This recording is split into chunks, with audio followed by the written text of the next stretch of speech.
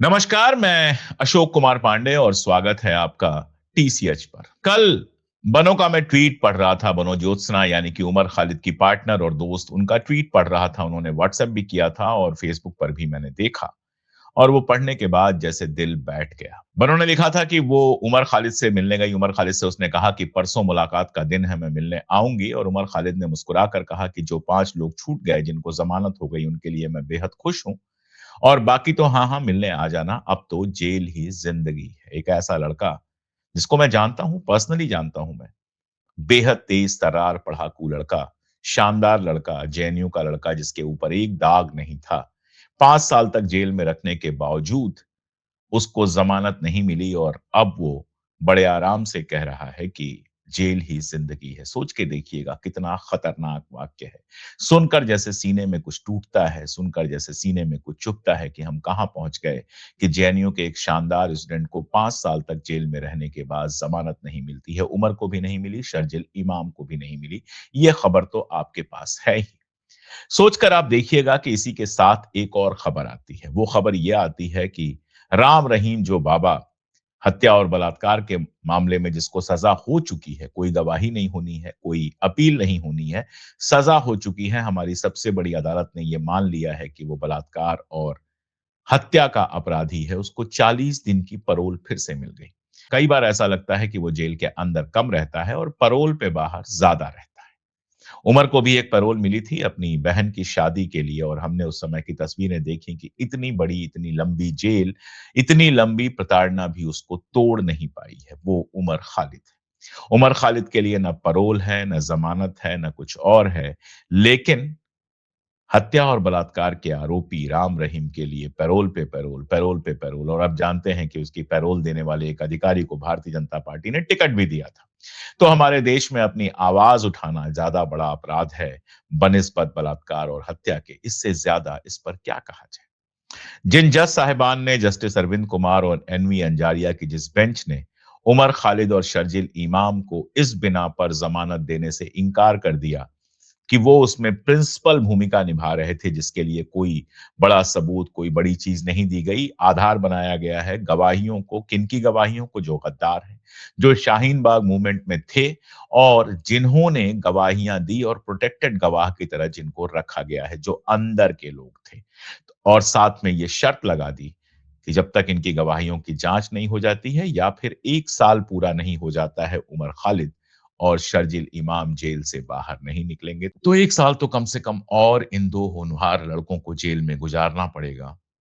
मैं बार-बार कहता हूँ कि ये वो लड़के हैं जिनको किसी यूनिवर्सिटी में प्रोफ़ेसर होना चाहिए था, किसी मिनिस्ट्री में सलाहकार होना चाहिए था, किसी एनजीओ में बड़ी पोस्ट पर होना चाहिए था। वो आज जेल के अंदर सड़ रहे हैं। और जिनको ज़मानतें दी गईं, उन पर बात करने से पहले एक और बात यहाँ नोट कर लीजिए और मैं बिना किसी टिप्पणी के ये बात कह रहा हूँ कि इसी बेंच ने, जस्टिस अरविंद कुमार और जस्टिस एनवी अंजारिया की बेंच ने उसी दिन, जिस दिन उमर खालिद और शर्जिल इमाम को जमानत देने से इनकार किया और बाकी 5 लोगों को 12 शर्तों के साथ जमानत दी, उसी दिन, सीधे उसी दिन, किसी और दिन नहीं, अडानी साहब को एसीजेट के अंदर कस्टम ड्यूटी देने से छूट दे दी गई कि आपको सर, आपको कस्टम देने की कोई ज़रूरत नहीं है। ये मुकदमा भी कोर्ट में था। गुजरात से दोनों लोग बिलॉन्ग करते हैं, जस्टिस अरविंद कुमार भी और जस्टिस एनवी अंजारिया भी। जस्टिस हैं हमारे सुप्रीम कोर्ट के, इसलिए उनके ऊपर तो मैं कोई टिप्पणी नहीं करूँगा। लेकिन ये पूरा मामला 5 साल की जेल, कई बार उनकी बेल एप्लीकेशंस खारिज होना, उनकी सुनवाइयाँ ना होना, किसी भी तरह से मामले का लटका रहना और लगातार इतना वक़्त बीतने के बाद भी उनको ज़मानत ना मिलना हमारे पूरे कानून के सिस्टम पर सवाल उठाता है। जहाँ कहा जाता था कि ज़मानत एक रूल है और गिरफ्तारी एक एक्सेप्शन है, इनके केस में ऐसा लगता है कि गिरफ्तारी रूल बन गई है और ज़मानत को एक्सेप्शन बना दिया गया है। इसके अलावा जिन 5 लोगों को जमानत मिली है, गुलफिशा फातिमा, मीरान हैदर, शिफा उर रहमान, मोहम्मद सलीम खान और शादाब अहमद, ये सारे लोग 5 साल से ज़्यादा वक़्त से जेल में थे। इनके ऊपर इतनी शर्तें लगाई गई हैं, 12 शर्तें लगाई गई हैं। किसी मीटिंग में शामिल नहीं हो सकते, ऑनलाइन, ऑफलाइन कहीं नहीं शामिल हो सकते, किसी सोशल मीडिया प्लेटफ़ॉर्म पे नहीं लिख सकते और इस तरह से ढेर सारी शर्तें। कुल मिला-जुला कर ये है कि शहर के हाकिम का ये फरमान है, कैद में कहलाएँगे आज़ाद सब। जेल से रिहा हो गए, ये ज़ाहिर तौर पर खुशी की बात है। जेल का जो रोज़-बरोज़ का संघर्ष है, उससे बचेंगे, लेकिन इनकी आवाज़ कतर दी गई, इनकी ज़बान सिल दी गई।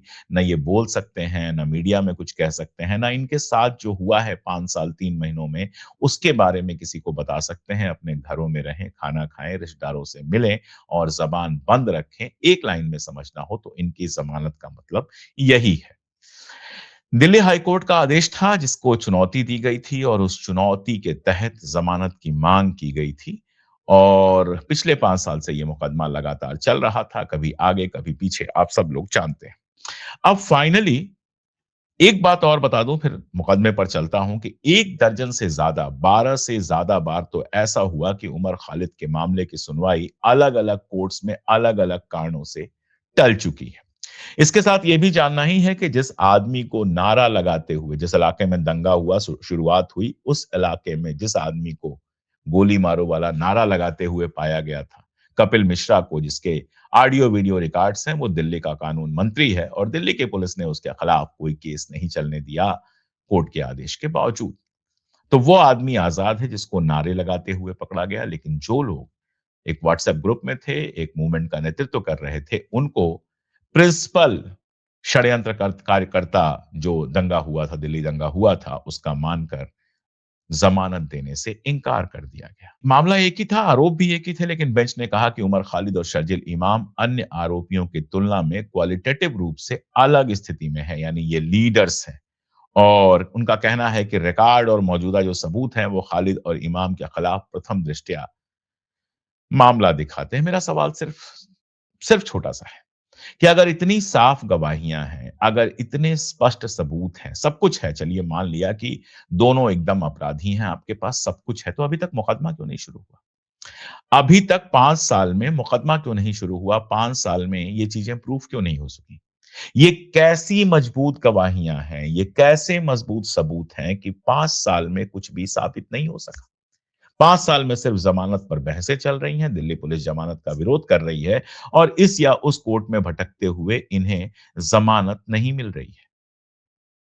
1 साल अब और वेट करने के लिए कह दिया गया कि या तो जो प्रोटेक्टेड गवाह हैं, उनकी जाँच पूरी हो जाए या फिर 1 साल और बीत जाए तब जाकर ये ज़मानत के लिए अपील कर सकते हैं, यानी 6 साढ़े 6 साल ये जेल में रहेंगे।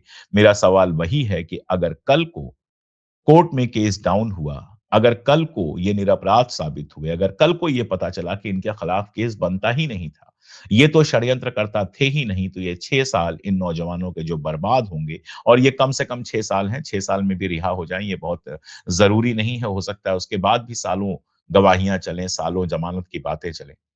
तो ये 6, 7, 8, 10 जितने भी साल हैं, ये साल जो बर्बाद हो जाएँगे, इन सालों की गवाहियाँ कौन देगा? इन सालों को ये जो वर्ष हैं, इनका कंपनसेशन कौन करेगा? ये जो वक़्त जेल में गुज़र गया, इसका कंपनसेशन कौन करेगा?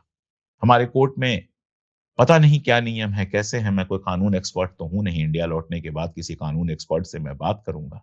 लेकिन 5 साल, 6 साल लगातार आप किसी को केवल केवल आप क्या कहूँ मैं उसके लिए? केवल आपको ये शक है, उस शक के बिना पर किसी को 5 साल, 6 साल, 7 साल आप अगर जेल में रखते हैं, तो इसका मतलब क्या होता है? यूएपीए जैसे कानून जहाँ पर ज़मानत को इतना मुश्किल बना दिया गया है, स्टेट को, राज्य को कितना खुला हैंड देते हैं कि किसी को भी कितने भी साल वो चाहे बिना किसी बात के जेल में रख सकते हैं। क्या वाक़ई ये डेमोक्रेसी है? क्या वाक़ई ये लिबरल डेमोक्रेसी है? मेरा तो बिल्कुल ये सवाल उठाने का मन करता है कि डेमोक्रेसी के अंदर एक ऐसा लॉ कैसे लाया गया, जिसमें लोगों को इतने लंबे समय तक उनका अपराध सिद्ध न होने के बावजूद जेल में रखा गया है। क्या गुनाह है उमर खालिद और शर्जील इमाम का? ये तो बाद में पता चलेगा, लेकिन कई बार लगता है कि शायद उनका मुसलमान होना सबसे बड़ा गुनाह है।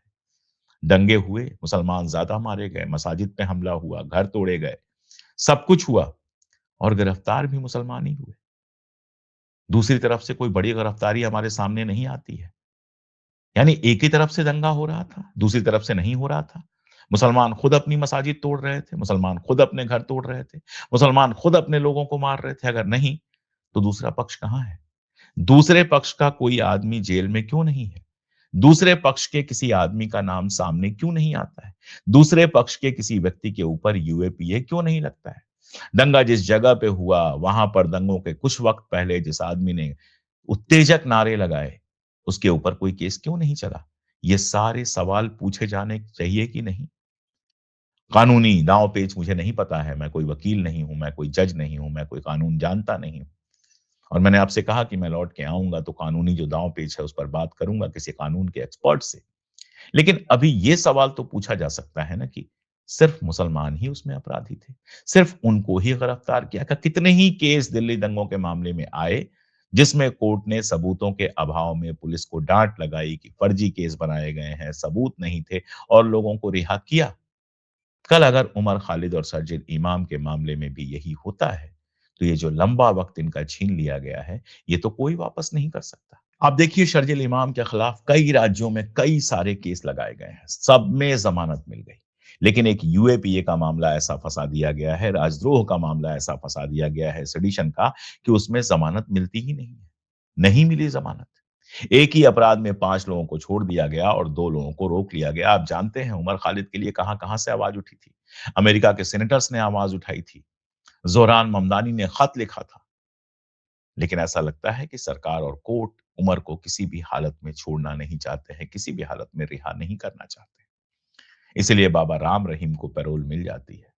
इसीलिए आशा राम को पैरोल मिल जाती है। और ये वो लोग हैं जिनके नाम में बाबा लगा हो, चाहे कुछ भी लगा हो। हमारे देश की सुप्रीम कोर्ट ने इनके खिलाफ हत्या और बलात्कार के मामले पाए हैं, उसमें सज़ा दी है। तो हत्या और बलात्कार के मामले में सज़ा पाने के बावजूद पैरोल मिल जाती है। पैरोल जिस दिन मिलती है, उसी दिन रिहाई हो जाती है।